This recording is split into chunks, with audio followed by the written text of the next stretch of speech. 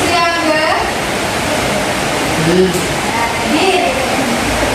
Nadia, betul. Hadir. Siapa yang gak masuk hari ini ya?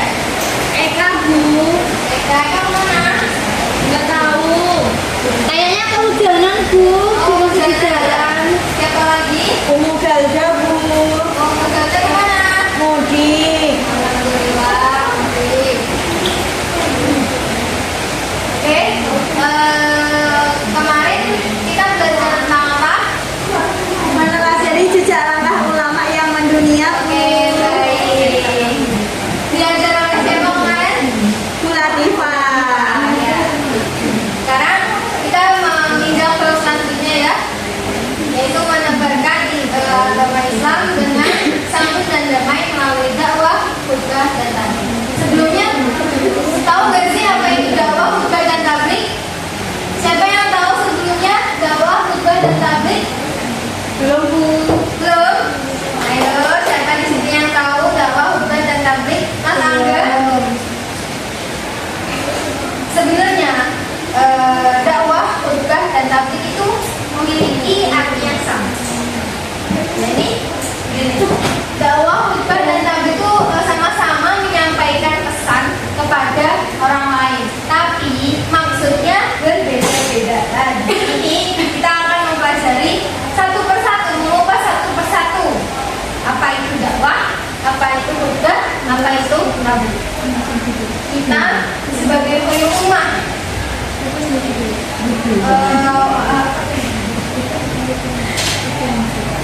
haruslah ya selanjutnya ya. Yang pertama kita belajar tentang dakwah. Dakwah berasal dari bahasa Arab yang bahasa Arab yaitu doa, yad'u, dakwatan yang artinya memanggil, menyeru dan mengajak. Itu secara bahasa. Lalu secara istilah yaitu kegiatan mengajak orang lain ke jalan Allah secara lisan atau perbuatan. Itu sebenarnya ayo pergi ke masjid, ayo itu secara tidak langsung mengamalkan nilai-nilai dakwah. Kalau ngajak itu Bu nongkrong, Bu. Nah, ini kita belajar di sini ya. Dakwah juga itu bukan tentang menyampaikan pesan atau apa, bisa juga tentang aksi sosial. Aksi sosial yang ada contohnya santunan anak yatim. Terus yang kedua ada sumbangan fasilitas untuk organisasi, untuk atau apa itu. Dakwah itu merupakan kewajiban umat Islam. Sebagian ulama mengatakan hukumnya fardu ain. Ada juga yang mengatakan hukumnya fardu kifayah. Tapi Allah Subhanahu wa taala mendahulukan bahwa berdakwah itu wajib. Yang penting dengan cara kebaikan dan dengan cara-cara yang makruf. Nah, ini ketentuan dakwah. Orang yang berdakwah itu disebut dai. Misalnya harusnya dai bukan membaca. Dai. Syaratnya ada 4 nih: beragama Islam, mencapai batas usia dewasa kembali, berakal sehat dan mendalami ajaran Islam. Terus ini yang selanjutnya etika dalam berdakwah. Yang pertama, berdakwah di lingkungan dengan hikmah, ucapan jelas, tegas dan bijaksana. Jangan tegas tapi memaksa. Jangan ucapan jelas tapi tidak terdengar. Terus yang kedua ada dakwah mau idatul hasanah atau nasihat baik. Terus yang ketiga, dakwah dilaksanakan dengan memberi contoh yang baik, ampujar kami, mengajari tapi mengawali. Terus yang keempat, dakwah menjadalah diskusi atau tukar pikiran, dinamis dan santun, menghargai pendapat. Jangan egois. Yang disampaikan begini ada pendapat orang ini, namun seperti itu ya. Terus yang kedua adalah khutbah. Khutbah berasal dari bahasa Arab. Khotbah yang tubuh khutbatan, yang artinya memberi nasihat dalam kegiatan ibadah. Kegiatan ibadah yang dimaksud yaitu ada sholat Jumat, sholat Idul Fitri, sholat Idul Adha, sholat istisqa, sholat kusuf, wukuf dan juga nikah. Secara istilah, khutbah merupakan kegiatan berceramah kepada sekelompok orang Islam dengan syarat dan rukun tertentu yang berkaitan dengan garis besar dunia, keabsahan dan kesunatan ibadah. Keabsahan itu apa, Bu? Ya, selanjutnya ya. Oh iya. Nah, keabsahan ini, ketika khutbah itu ditinggalkan, maka ibadah tersebut tidak sah. Jadi khutbah tidak mungkin ditinggalkan karena akan membatalkan aktivitas ibadah. Ketentuan khutbah. Yang pertama ada syarat khatib. Syarat khatib yang pertama pasti Islam, balik, berakhlak sehat, dan mengetahui ilmu agama. Yang kedua ada rukun khutbah. Rukun khutbah pertama itu membaca hamdalah, membaca syahadat, terus membaca sholawat, membaca Al-Quran pada saat satu khutbah dan berdoa pada khutbah. Biasanya yang paham tentang khutbah ini para kaum Islamnya dia sama. Soalnya biasa diterapkan pada sholat Jumat. Yang sering ya, yang sering. Terus sunnah khutbah. Khutbah menjadi sunnah. Khutbah itu berdiri ketika berdiri. Terus khutbah dengan memberi salam. Jelas, sudah dipahami dan tidak selalu ada. Selanjutnya takbir.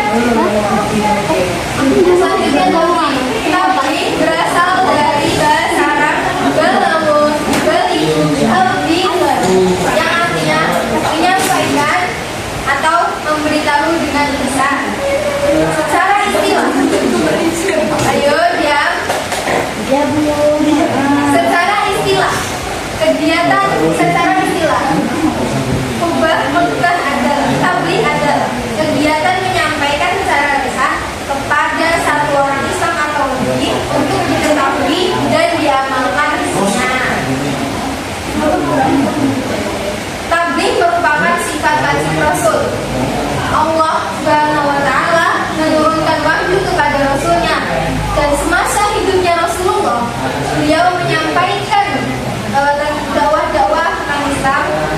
Ketika Rasulullah wafat, lalu diteruskan kepada para sahabat dan turun hingga pada kita pada saat ini.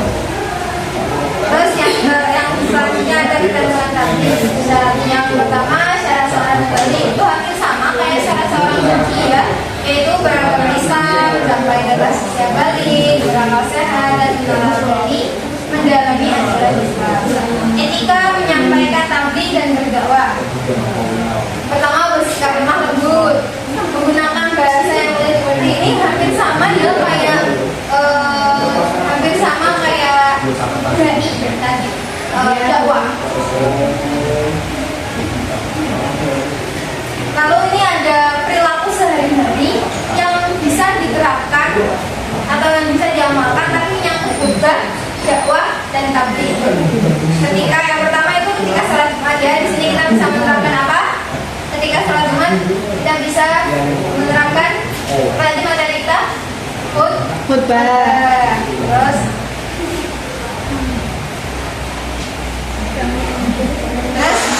ini contoh dari Dakwah. Terus yang ini melibatkan diri secara aktif, contoh dari Tabligh. Nah, ini perbedaan secara umumnya, secara lintas secara dakwah bisa dibaca ya.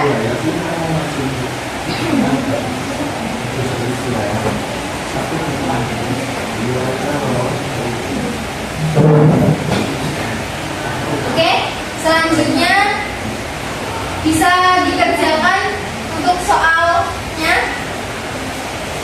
Asik.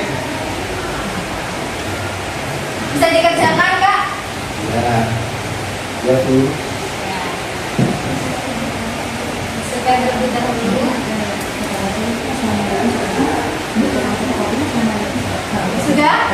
Ya. Sudah.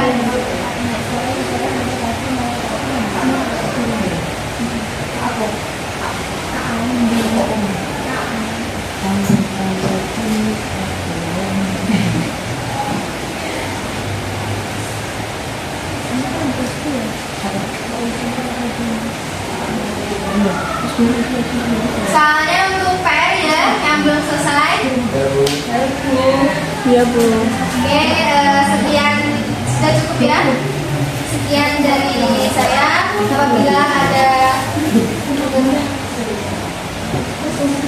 Apabila ada tutur kata yang kurang berkenan, kami mohon maaf yang sebesar-besarnya. Wabillahi taufiq wal hidayah.